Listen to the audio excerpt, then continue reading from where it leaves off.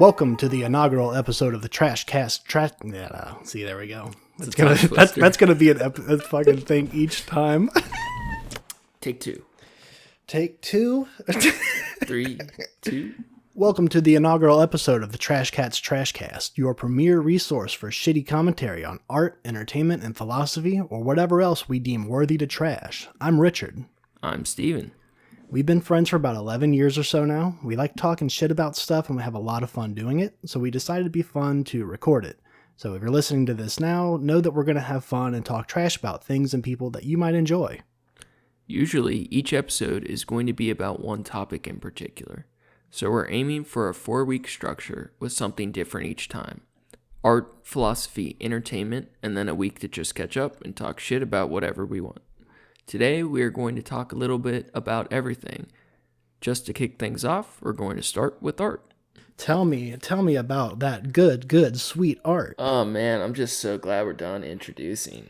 It is the most awkward thing is trying to talk about yourself and your own intentions. It's so weird. Like I like what we did, but it just feels weird.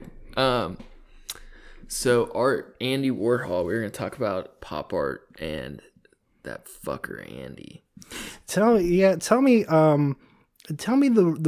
how you feel about Andy Warhol.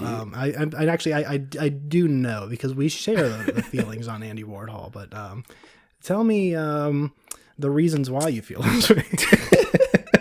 Dude, I think I hate everything about him except his hair. It's like those. I don't even like that.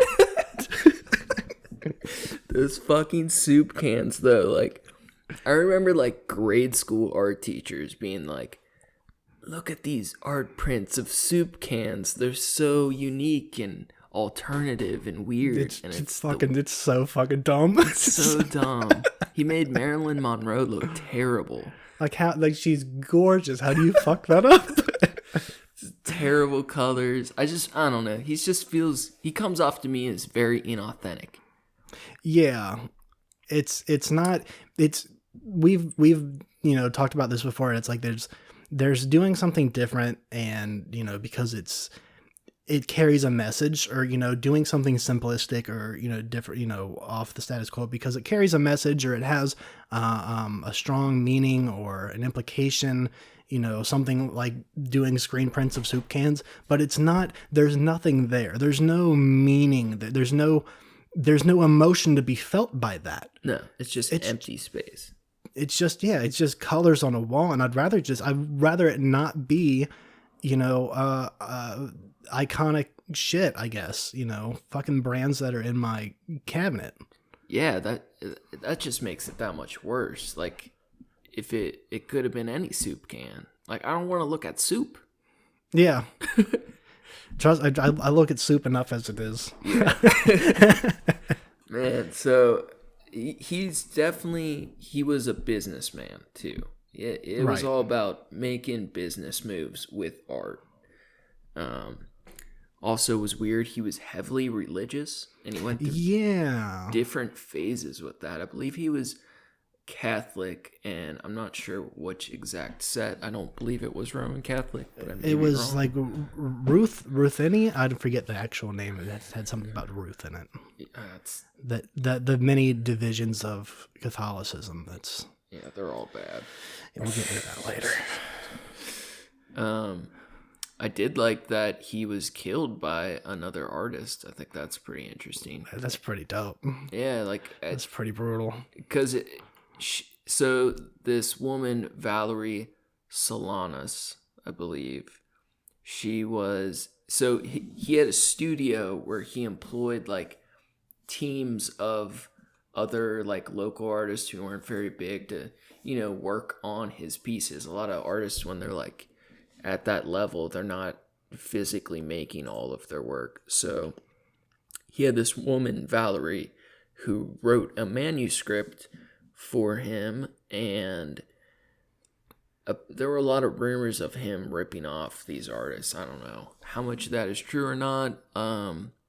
She apparently did. Later, it came out that she had schizophrenia, so there's definitely two sides of the story, but she showed up at the studio demanding a manuscript back that she had wrote back from him, and he said it was misplaced and refused to give her anything, so she came back with a gun and shot him.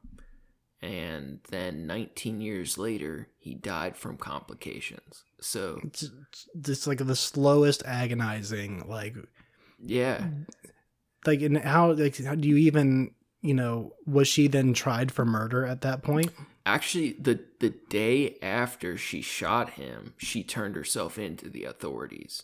Oh. So she knew they were going to be looking for her. So she turned herself in, and, they didn't know he was going to die. So it's just like an assault or whatever. So she ended up serving it was 2 or 3 years in a mental facility getting help for her schizophrenia. So she really didn't do any long time or whatever. So does that mean that, of course, later on, if he died due to complications of that, does that fall under the double jeopardy thing of you can't be tried twice for the same crime? I really don't know. I have a feeling because she turned herself in immediately that she probably couldn't be tried with his murder. But I don't know. I'm not sure how that works. It'd be interesting. I'm curious if she continued to create art or continue writing or whatever. It'd be interesting to see what her work's like. Yeah, especially if she, if she took umbrage with him, she was not into his type of work. I assume it was probably good. So she was apparently part of the feminist movement in art at that time.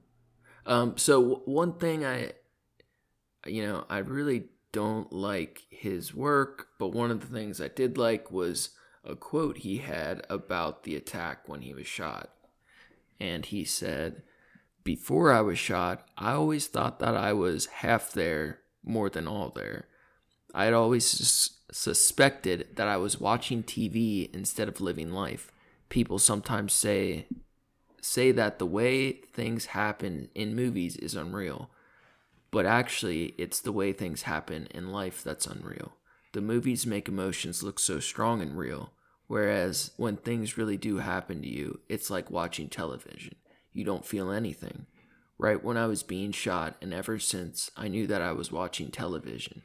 The channels switch, but it's all television." Now what does that mean to you?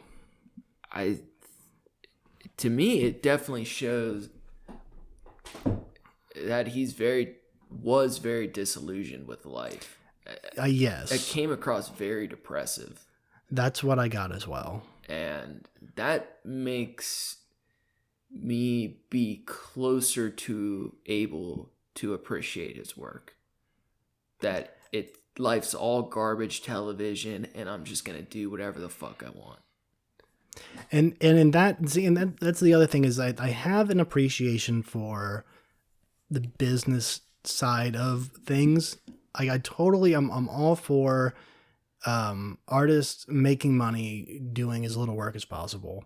I like that they can do that, but I'd like it more when the work requires talent or requires skill. Just has some meaning. Yeah, some kind of like an emotional reaction that you can get from it, even if it's, each person's reaction is different. It can be whatever, but like there's like it's kind of like as if he said, that there's no reaction to these things. He felt nothing towards even his own artwork. Even the things that he did himself, he didn't feel any reaction to it. Yeah, and it just seems like not give a fuck mode. And I think he had, especially when you're like at that level, like I think he played up his art a lot. Like he had to act like his work was very important because that's how you make money. And right, I don't know, I think that quote about such an intense incident like that, I just find that pretty telling, that it's all television. Yeah, I can feel that. I guess I don't have the I didn't gain any, I guess, respect to it. I mean, I guess I can kind of work with the is I kind of understand how depression feels and stuff, but I guess I don't feel it as often. I get it seasonally, so maybe it doesn't affect me as much. I've actually considered, in some of the things I've read about him that he was autistic. That's an interesting thought. And of some, on the spectrum of some level, in the way that he, reacted with people, especially when it came to like sexuality and stuff like that. He said something in when he was like 40 or something that he was a virgin, and that wasn't. And other people said like, no, that absolutely wasn't true. Yeah, he was being treated for chlamydia, I think. Yeah, something like that. Yeah.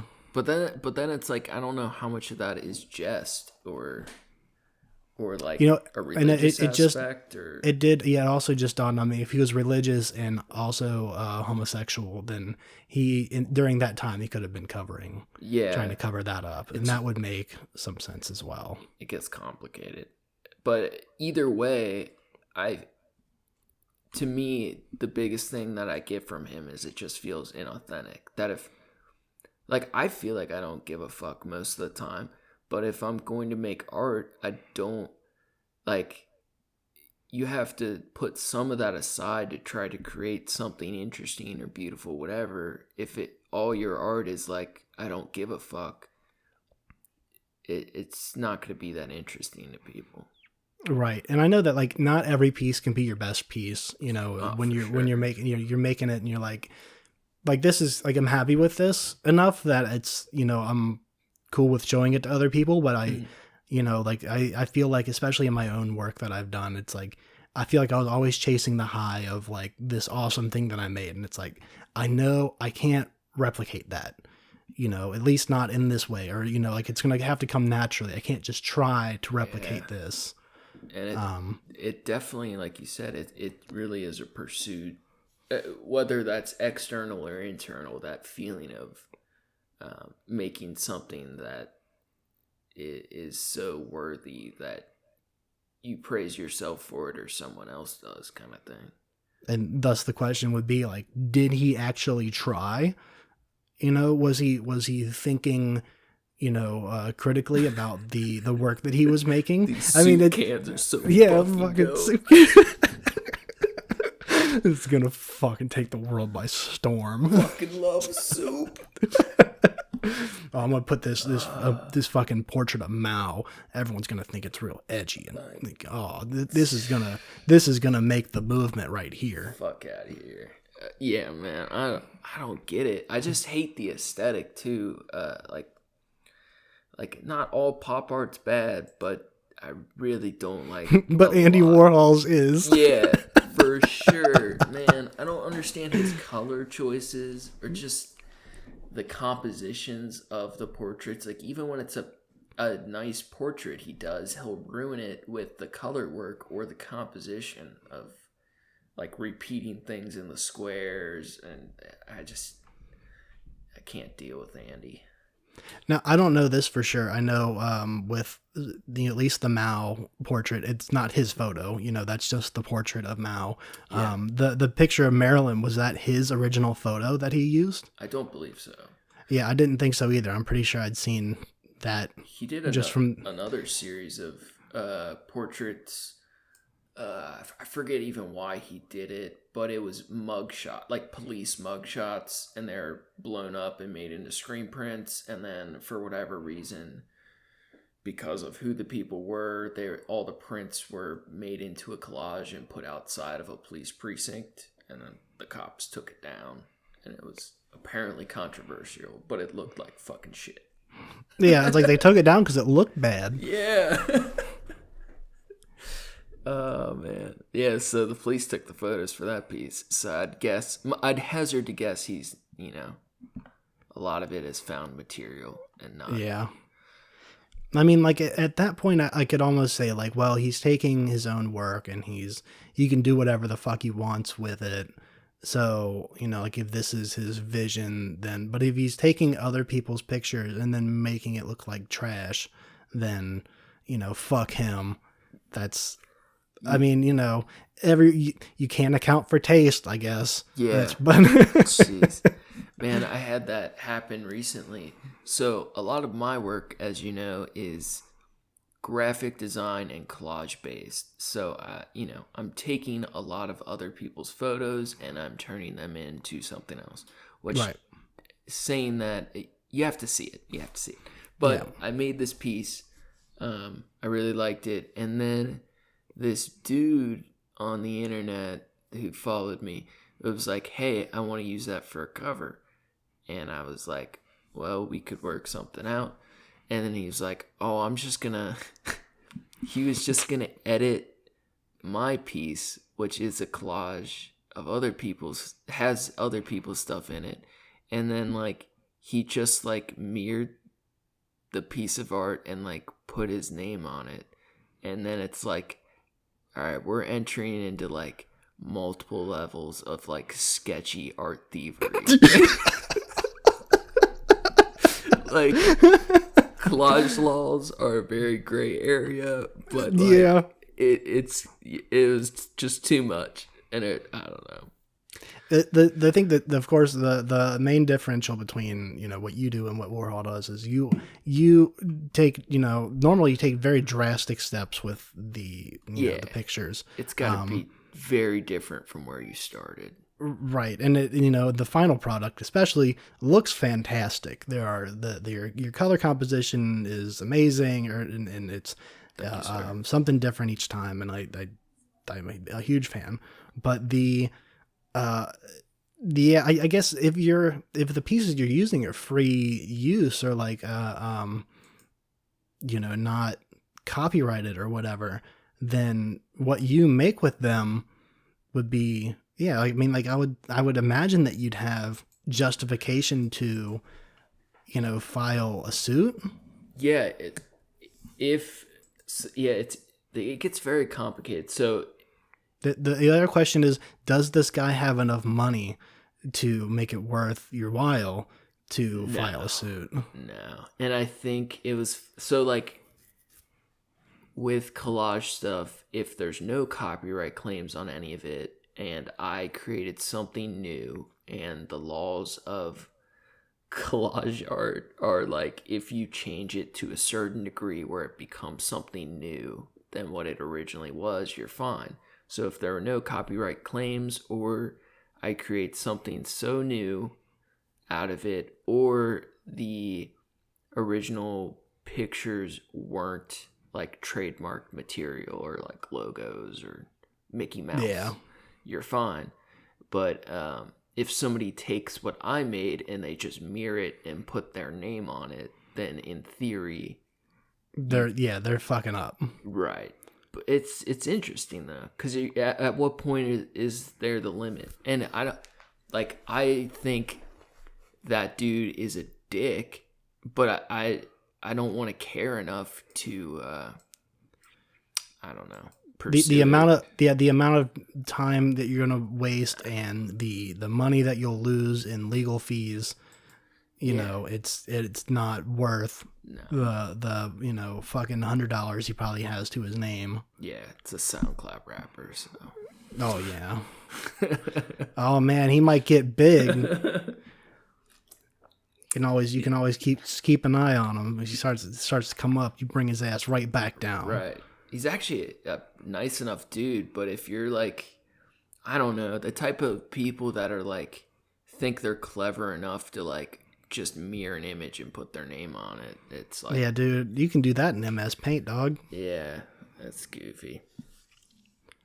So, fuck Andy Warhol. Yeah, fuck Andy Warhol. His art sucks, shit. Yeah, fuck him all day. So next we want to talk about philosophy. Yes. So we're actually going to talk about like literal philosophy with Diogenes. I'm excited for this guy. Yeah, he's like a mythical creature in the world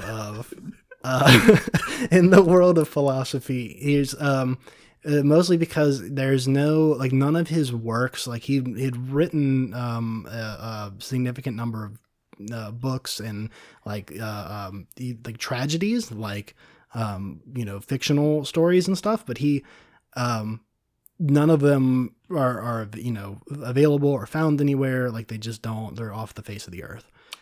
So all that really exists of him are like stories and anecdotes from other people's work that kind of describe who he was and what he did. So he's by all accounts, he's real. Even from the point of view of other philosophers and citizens of the of Athens. He's so fucking cool. He's so like he the punk rock philosopher. Oh, he's so brutal. He's the Jesus we all deserved. He was born in what is now modern day Turkey in like 412 BC. Gotcha. His father minted coins for a living, and he was banished from the city that he was born in because he started to debase the currency. So badass. So he moved to Athens. He openly criticized the cultural conventions of the city.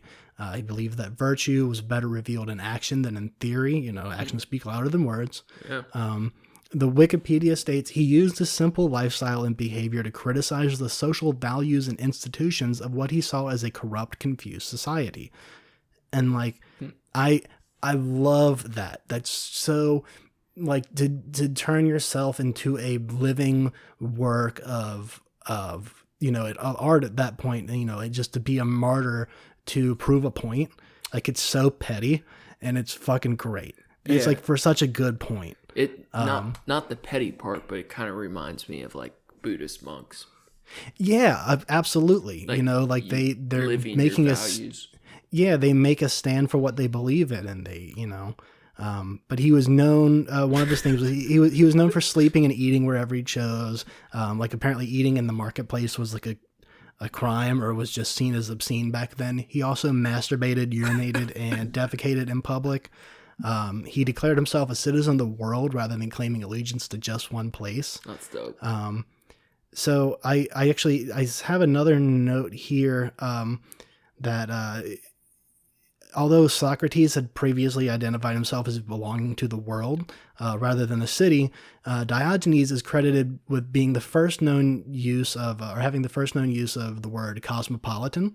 When he asked where he came from, he replied, "I'm a citizen of the world."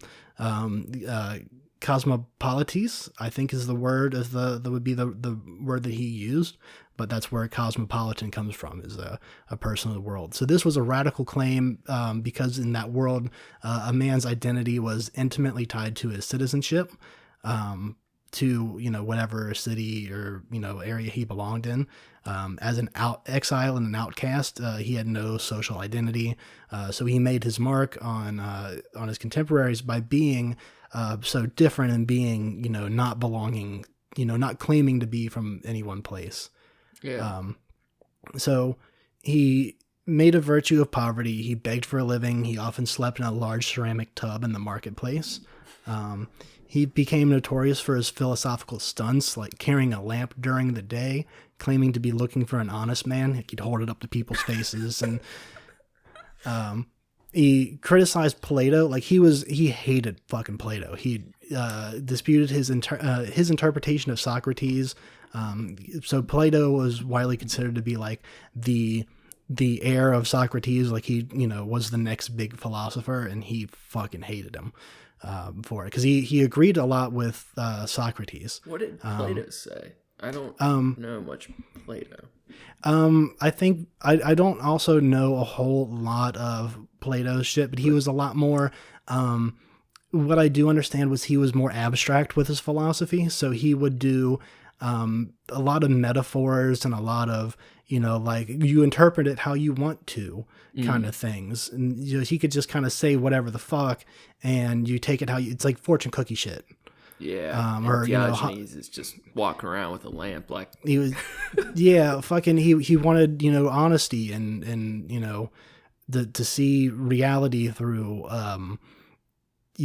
through his lens. Yeah.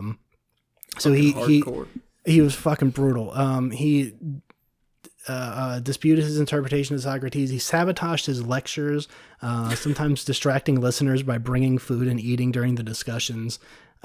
He was noted for having mocked Alexander the Great in public and to his face.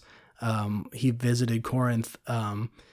This was actually a pretty big thing that he did. Was Alexander the Great was like was standing, I guess, in his sunlight, and he said, "Do not take from me what you cannot give."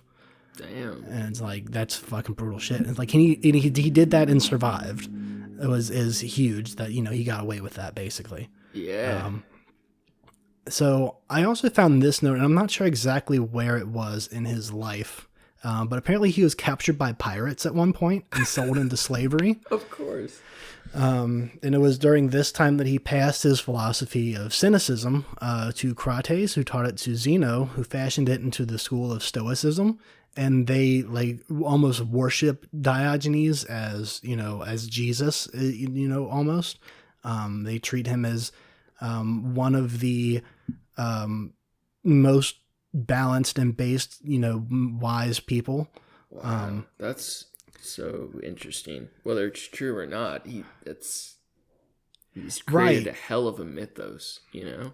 Exactly. He like I said, if he really lived this way for what he believed, like everyone, of course, they thought he was a fucking insane person. Yeah. But, you know, there's that level of like, when does it become insane to, you know, stand up for what you believe in? You know, if what you believe in is, you know, being open and being honest, and that's the whole thing. Like his masturbating in public was more of a thing. It's like, if you can do it behind closed doors and it's normal, it shouldn't be weird to do it out in the open. We all do it, you know. Even like defecating and urinating, it's like we all do this. It's not, you know, a big deal. But then he also apparently he would urinate on people who insulted him. So that's a little bit different. He defecated in the theater, I assume, where Plato had his, you know, lectures. Anytime I've been told about him, the first thing people tell me is the barrel. Yeah. So it was like, there's discussions on whether it was like a big jar or like a tub. They never, you know, that's not completely, it's usually shown as just a gigantic, like a pot, like a big clay pot. Gotcha. And yeah, he was just on the fucking side of the road in Athens, and he just chilled there. Yeah, that was his home. I was under the impression he just like, somebody had told me it was a barrel, and I don't know if that's true or not, but that he just lived in it. Yeah. And yeah, like he drug it around with him everywhere, and he was just the guy on the side of the road. Yeah, that's more or less, that's right. There's even one thing, I don't have the complete quote on it here, but the one thing that he did have for a while was a cup to drink with and eat food out of.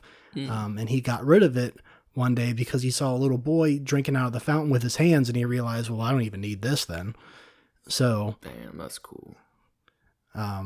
He was also usually referred to as a dog, or called doggish, which apparently the root word is where cynicism comes from. Somehow in Greek it translated, in a way that's what they called it. But he was asked how he felt about being called a dog, because they were like, they didn't know there's no real idea of like if he was really insulted by it or whatever. He says, I fawn on those who give me anything. I yelp at those who refuse, and I set my teeth in rascals. And he's so cool. That's such a fucking good line. So and just to bust out with the word rascal at any point. I guess he was speaking ancient Greece, so he didn't say rascals, but the direct translation of. So he believed that human beings live artificially and hypocritically, and should do well to study the dog, who also, of course, urinate in public. Actually, one of the things when he was questioned about masturbating in public, he would say, "If only it were as easy to banish hunger by rubbing my belly." And it's like, yeah, it's like I get you, I guess. I mean, like, I'm not gonna go, jerk it, wherever, but like, dude, I feel you. I think he's got good intentions. Maybe not the best ideas. Yeah, I don't know how well what he did demonstrated how he felt, but I love that he's kind of the first real cynic. Yeah, and he, like I said, I think he's the real Jesus that we deserved, because like what his actions were, what he did was more or less, it was selfless, but it was, he didn't value any, material wealth or material, things that he didn't need. He had, his shelter was a fucking barrel, like that's what he had.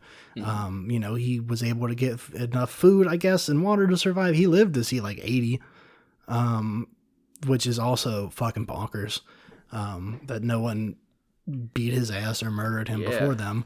Yeah, but he was pissing off everybody. Yeah. But of course he made a following of himself, like people listened to him and they were like, he's got a point, for a lot of his shit, even Plato described him as a Socrates gone mad. So I feel like that's still a way of saying like he knows like his philosophy is good, but he's just on the deep end of it. Yeah. But we need those people. Yeah, exactly. And it's really, it put everybody in check. And I compare it a lot to today. You can see the way, the American government works and the way that our, modern society works and the way that everyone's just distracted by their phones and everything in front of them, that, having a distraction like that to pull you back into, like, oh no, this is reality. You can, it's not one person, but like things, especially being stuck home in quarantine and, having different stuff going on this summer. And we had, the murder of George Floyd, and it kind of brought everyone back to like, this is reality. This is what's actually going on right now. And like, this is what we need to be focusing on to get back to our humanism. I agree. In theory, I think unfortunately it brought some people back to what's going on more than others. Yeah, true. Definitely. It's weird because I feel like that was one of those things that could have been, in a lot of ways it was a unifying event, but it may not have been as unifying as it should. Because people fucking suck. Dude, I even like just the coronavirus thing. I thought like, oh man, this is what the world needed. And then I've been saying this for years, that we're never going to get together and band together as a world until there's a common enemy, which isn't going to happen until fucking there's aliens, or some outside source that is a threat to all of us at the same time. And I realized, oh, that's exactly what this is. This is an outside threat that's upon all of us. What a perfect time for everyone to ante up and pull together and realize that we're all dealing with a problem together. And of course, that's the hopeful person in me. But it just made people point fingers at each other and get political about it and fucking weird. And it's like it made it, and go buy toilet paper. Yeah. It's like I was extremely disappointed by that. And then of course months to follow, all the other fucking madness that ensued. Dude, check this quote. It relates to what you had just said. I occasionally think how quickly our differences worldwide would vanish if we were facing an alien threat from outside this world. Guess who said that one? Who said that? Ronald Reagan. Yeah. He was at a speech where he wanted to talk more about information he had heard at the time about aliens, but that's totally the truth. Like, we need disasters to pull us together. Oh, and apparently that doesn't even do it. No, apparently fucking not. That's one of the things one of the memes I liked a whole lot that I've seen lately was we're not allowed to say avoid it like the plague anymore because apparently in America we don't fucking do that. That doesn't mean anything. Man. Yeah, it's some wild shit, but I think that his mark, especially that his work isn't available, and just stories of him being passed down, even since before Jesus Christ. I think that he showed an ability to live his, live his beliefs and act how he felt was correct, in a way that I think that he deserves more credit for. I don't think, they're never going to teach you about him in school because he masturbated, and the teachers can't say masturbated in front of a bunch of high schoolers. Yeah. So I don't know. I think that he would be a fantastic study on who we should definitely take a lesson from. Oh yeah, definitely. Man, so this is kind of a weird jump, but yeah. So I was kind of going with the thought, like, we always need people like that are like the antithesis of everything. That's what Satanism. It's always like that. Right. You need that far opposite. So I don't know, for some reason when you said that, it brought me back to, did you ever like do any, reading of like the Golden Dawn and like Crowley and those weird? I have read the Book of the Law.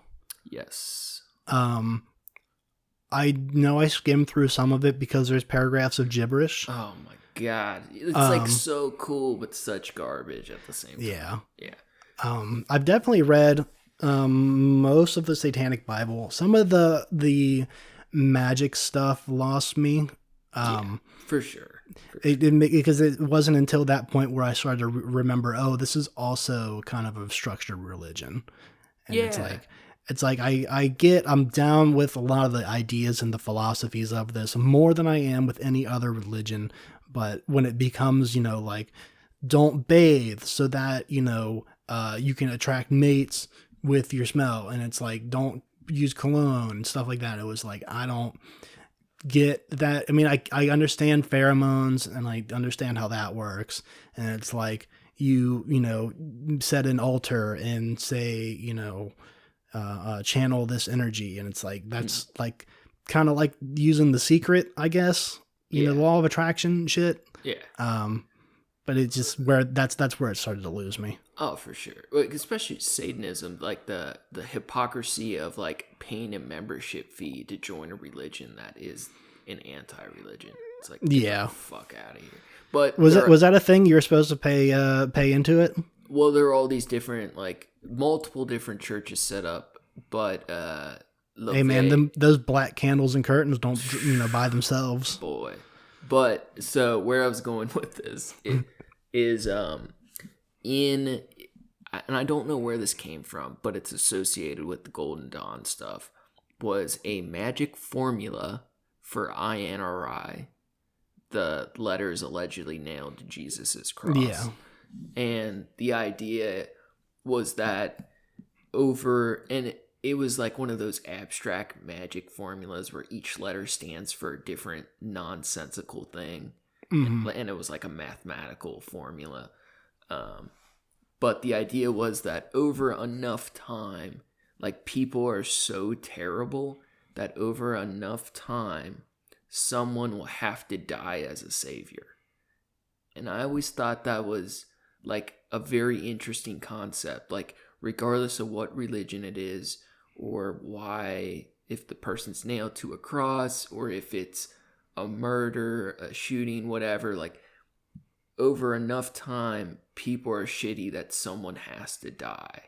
And so all these people that are into like some of these magic things, they attribute that formula to like every school shooting or every death of some sort. But it gets like pretty fucked up. But the idea of I can't wait. It's just fucking, they're going to pull it out when Betty White dies. Oh, for sure.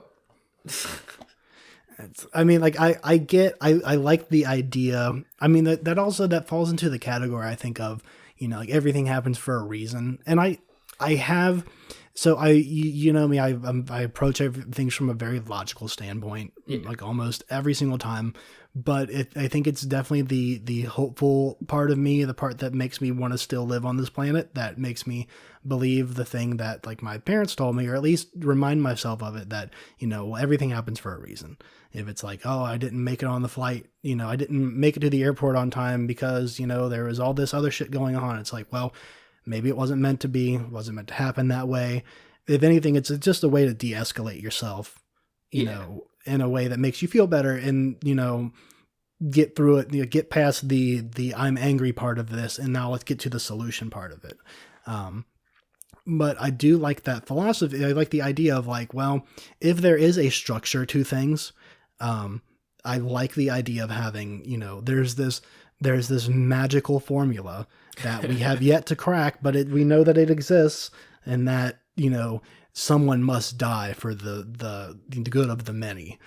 It's like, that's such a brutal idea, and I fucking love it. It's so brutal, and I don't like fully buy in, but the idea of it is very interesting, and I think there's an element of truth to it. And you definitely have that logical approach of navigating those thoughts. I feel like I think similarly, but I feel like I tend to go, like, sometimes my more calming thought is that everything is chaos and there's no reason I missed that flight.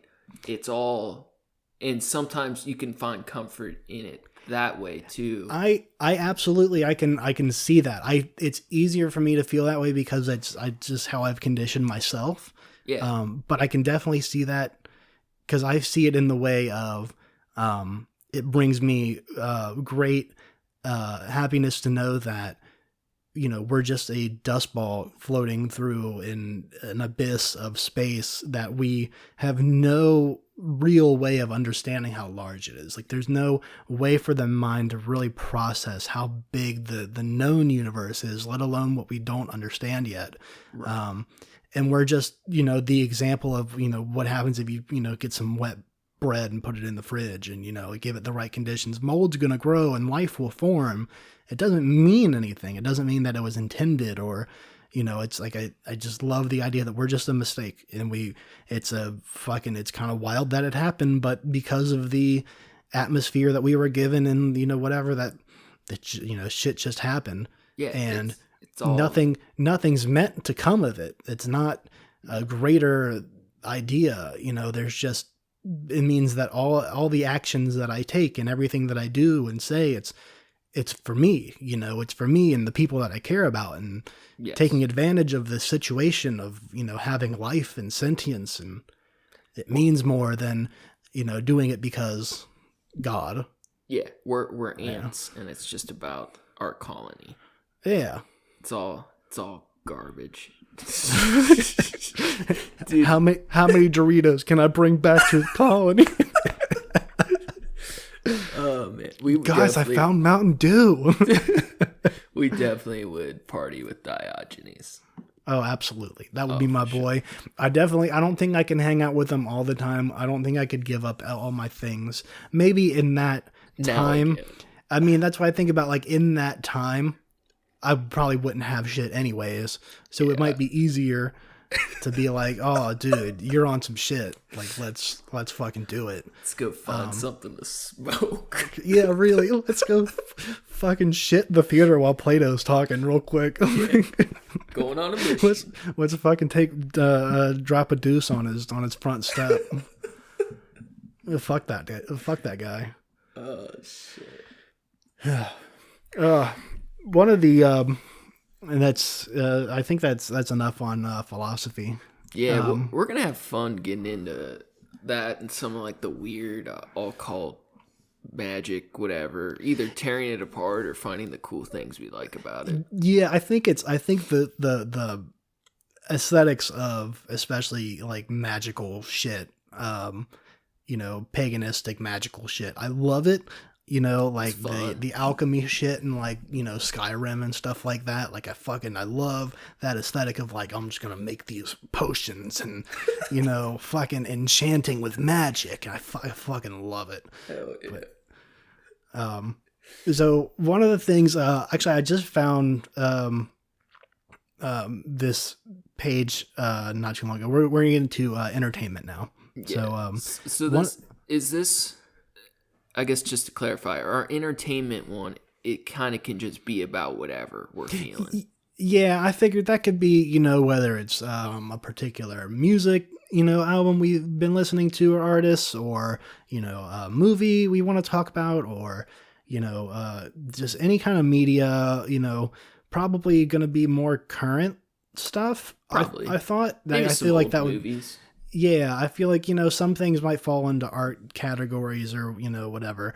True. But yeah, like more, you know, this media that we, you know, are finding and that we connect with, and or we're finding and we're thinking is, you know, fucking hilarious and needs to be shit all over. Yeah. We've both been doing a lot of YouTube lately.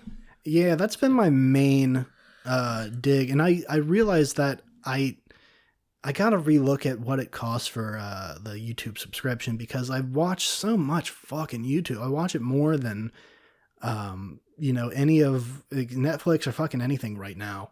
Yeah.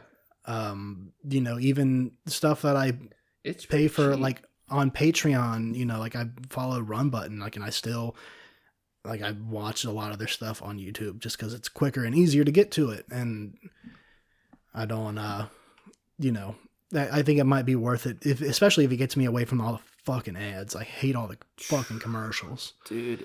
Oh man, I miss the old days when the internet was just the Wild West. There were no YouTube ads.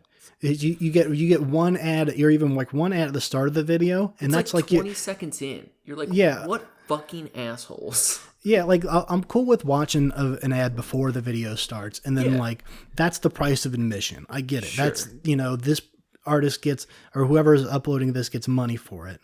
And that's the other one, is made me realize with the ads on YouTube is like I want to make sure that I'm watching whatever the video is. Like if I look up, you know, some stupid fucking video, I want to make sure that whoever page I'm fucking watching it on is the person that made it originally, and not like, you know, a fucking, you know, repost of some shit.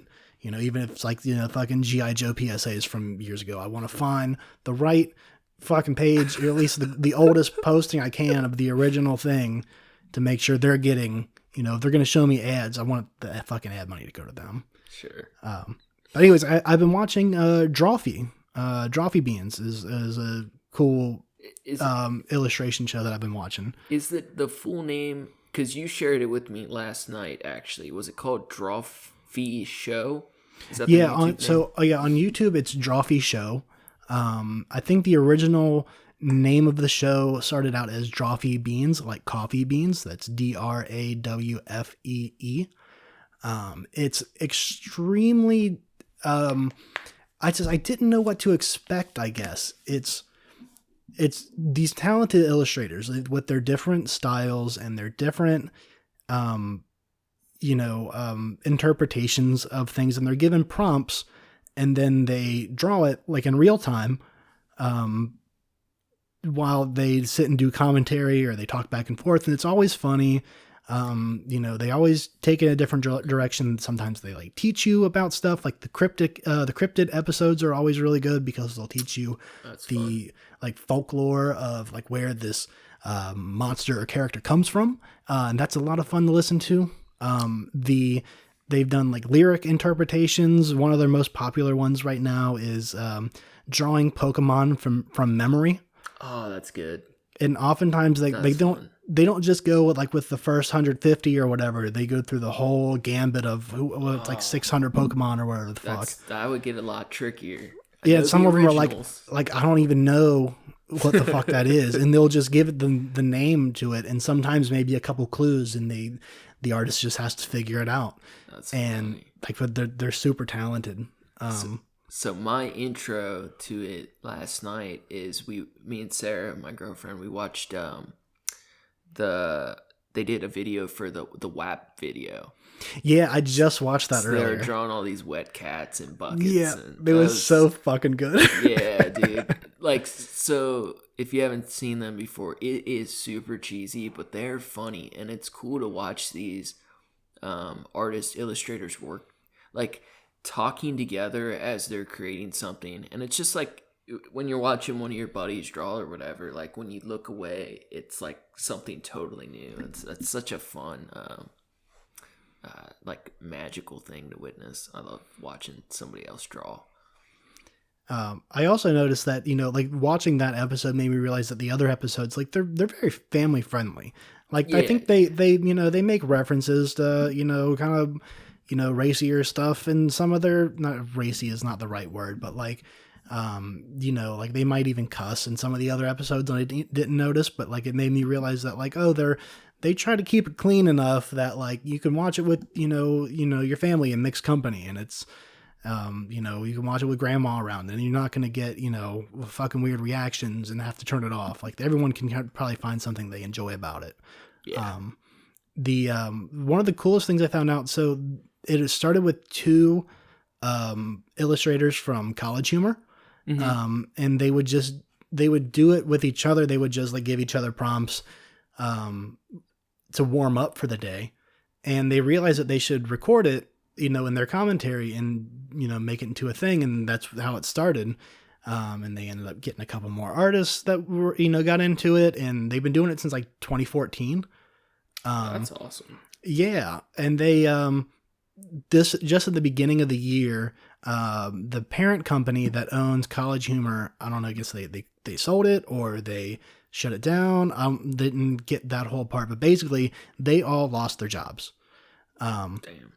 So they continued to post and make videos, throughout, even without having jobs, all through this last summer.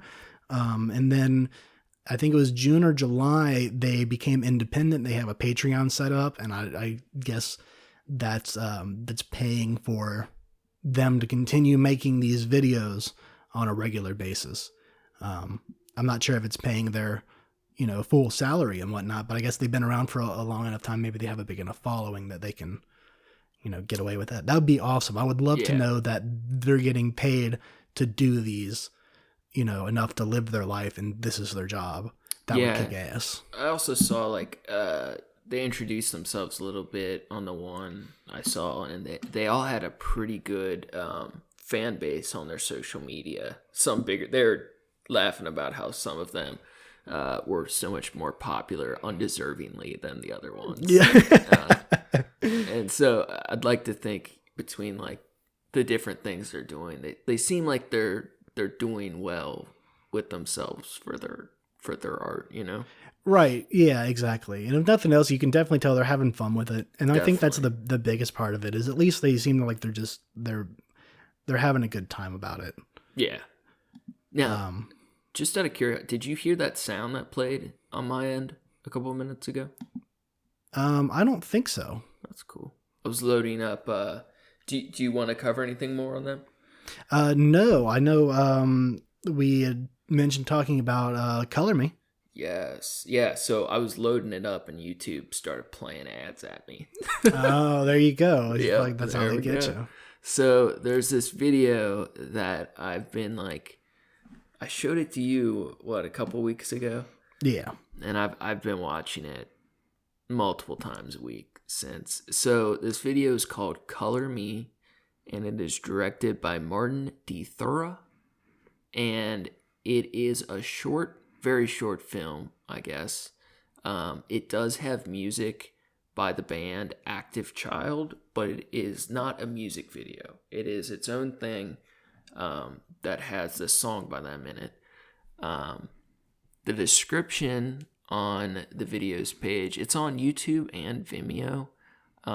Definitely recommend the Vimeo, but just look up the Color Me video. The description is, at times you find yourself on a dark road in a deep black valley. It is hard to orient yourself. You vaguely recall who you are, but it's hard to completely grasp. You have to lay down and dissolve into the ground. We all contain darkness, a door to strange places. where the world falls apart and becomes unrecognizable. A floaty reality, almost dreamlike. How do we respond when we have to face our own fears and mortality? And is it possible to find tranquility within the world of our nightmares? So I like that a lot first, but Yeah. this video is one of the trippiest and most beautiful things I've seen in a long time. And I got way too excited about it, and that's why I'm still excited talking about it like 2 weeks later. Yeah, I was really excited. Of course, whenever you send me something, I already always know it's going to be gold. But the unknowing of what to expect mixed with, even when you watch it, like, you know, you start to get an idea of what's happening usually when you watch something and like what's going on. There's no clues. There's never any clues as to what the next thing is going to be and what's going to happen. You can like guess, but you're always going to be wrong. Yeah, this had some great twists and turns. So it's only like, I think it's like 6-7 minutes, and the first half maybe doesn't have music, and then it kind of orients itself. But it is like being lost in an anxiety dream state, and it feels like the start of a horror movie also. Yeah, I definitely got that vibe. As I was waiting for it to be some kind of a horror movie thing. And not that it's, I guess not that it's not, but it, you know, it wasn't what I was expecting of that, you know, genre. Yeah. So if you're into art and weird stuff, weird film work, definitely worth checking it out. Very abstract. Also, it's cool since it's not really specifically about mental health, but aspects of like the horror involved in it definitely relate to mental health, and the proceeds are being donated to the Mental Health Foundation of Denmark, which is where it was made. Oh, see, I didn't know that. That's really cool. Yeah, there's a website, the colormeproject.com, and yeah, I think it features the art and talks about mental health issues or whatever. So the director that did that, he's got some other really cool stuff, but this by far was the coolest thing I had seen by him. Yeah, it's super brutal. Very. Yeah, I don't want to give too much. It's just, it's so beautiful. Yeah, maybe we'll do not Let's Play, but Let's Watch. Yeah, something like that one. Some Let's Watch commentary, brother. That'll be fun, man. That's a scary road we can get down. Start watching some full length movies. Yeah, scary. We got to do the original Nosferatu one of these days. Oh yeah, I've actually never watched that. I've Neither seen has Sarah, and you guys are crazy. I've seen clips from it, and because I love the character of Nosferatu, but I'm fucking. We'll have fun with it. I used to watch it on this is so goth. I used to watch it on repeat as a fall asleep movie because it's like super chill, but I would set it to Burzum albums and fall asleep. Oh man, you're the most brutal kid I know. I'm so brutal. Now wait, no, at what age was this? Because that's also important. 3 years ago in rehab.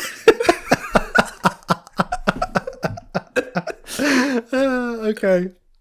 I was waiting for you to say like, I was like a high school. God damn. You got me. No, I mean, that's still cool too. I was going to say, man, if you were doing this shit in like, you know, middle school, that's fucking badass, dude. That's so cool. That explains so much about you. Oh, shit. I just recently read some more stuff about Burzum. I knew I knew about what the fuck his name, the lead singer. Dude, Varg. I knew some of that, but yeah.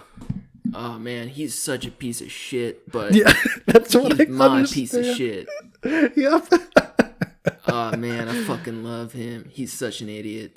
And he's genuinely a terrible person, but so many of those black metal artists, like, I love them for their music, and I'm able to separate it from who they are because they're garbage people. No, I think that's important because someone recently asked me, you know, like, how do you feel about separating art from the artists? And I feel like that's so huge, especially now with so many, with cancel culture and stuff like that. And it's I've heard from a lot of people around me that they're, cancel culture's over. Like, we need to learn to look past that. And like, on some accounts, absolutely, that's true. You should be able to like Michael Jackson's music, while knowing full in your heart that he's a pedophile. And like, that's okay to still listen to Michael Jackson music. That doesn't make the music bad. It's never okay to listen to Michael Jackson. Hey man, don't talk shit on that dude, pretty young thing. I can't. That PYT, baby. Dude, I hate him so much. I'm not big into Michael Jackson. I definitely like young Michael Jackson. Some Jackson 5. I fuck with that. See, the real fans always tell me that, and I can respect that answer a little bit more, but I fucking hate him. Like, but I think he's an example of someone I can't separate them from their art because I didn't like their art, so I can't separate it from who they are. I grew up, my mom in particular, listened to a lot of Michael Jackson when I was growing up, so that's like a nostalgic thing for me. I feel it. See, but then I can ignore the person and the art of like Varg, who like he burnt down a bunch of churches, which is fucking dope. But he did have like rape and assault charges and stuff. So yeah, exactly. But I love his music, and I can separate it. But like Michael Jackson, I can't do it. That's fair. I feel that way about R. Kelly. Like, I don't fucking like R. Kelly. No. Even like tracks he does with other artists that I do like, it's like the worst part of the song is the part with R. Kelly in it. Dude, did you watch his opera though? No. Oh, you're talking about Trapped in the Closet? Yeah. Not enough of it. I watched like the first or maybe the second part of it. It started to get there's too many parts and I didn't keep up with it. Yeah. It gets buck wild, right? Yeah, it's garbage, but it is magnificent still. It is okay. It's like amazing someone could create something like that. Well, then I'll have to I might have to look up that later on tonight. I got a little bit of work I got to finish up for work, and then but I'll check that out. Yeah, man. This other one I sent you, definitely check out sometime. It's called I just saw the link there. There's a handful of like documentaries on black metal. One of them's really good, called Until the Light Takes Us or something like that. But there's this movie that came out called Lords of Chaos that is about the formation of the original black metal bands, including Burzum and Mayhem. A lot of like super hardcore black metal people probably think it's really fucking lame because like they show how childish a lot of it was, and it's like a very vulnerable look at like these people the fans think of as really brutal and hardcore, and it shows like how lost and like sad they were. But I mean, they're still super brutal. I don't know. I have a feeling it met like a very split view by the audience, but I definitely thought it was a really fun watch. Yeah, I mean, part of that is what I like about metal. Like I've told you, I follow fucking Corpse Grinder on Instagram. Dude, and so his pictures of him at the fucking claw games where he fucking he'll fucking stop on tour and he'll spend probably his whole afternoon at the fucking claw machine. And he gets all these stuffed animals while he's on tour and then donates them to charity. It's it's fucking cool. It's like that's the lead singer of one of the most brutal gore metal bands. So fucking relentless, and then he, does that shit. Yeah, dude, Cannibal Corpse. I think we talked about it earlier. What was it? The dude, he burnt down his house and like was running out the cop with a knife. Did you catch this? No, I forget if it was the singer. I don't think it was the singer. I think it was one of the guitar players. But he had a mental breakdown on drugs and like burnt down his apartment with a napalm flamethrower kind of thing, and like was running around with a knife trying to like stab this cop, and they ended up not shooting him, which is insane, and they got him some help he needed. But it was like, because he's white. Yeah. But it was like a big deal. I think it was their guitarist. Yeah, you're right. I just looked that up here. Last podcast on the left did a full episode talking about it. It might have been not a full episode, but they did a thing on it. It was pretty fun. Jesus. I mean, but I think did he kill somebody or no? I forget. I don't see that. I have to read the whole thing. I think it might have been. I think it involved like a suicide attempt. I don't think he actually killed anybody, but it was like a big deal. Yeah, he. I mean, as far as I'm concerned, for as long as they've been around,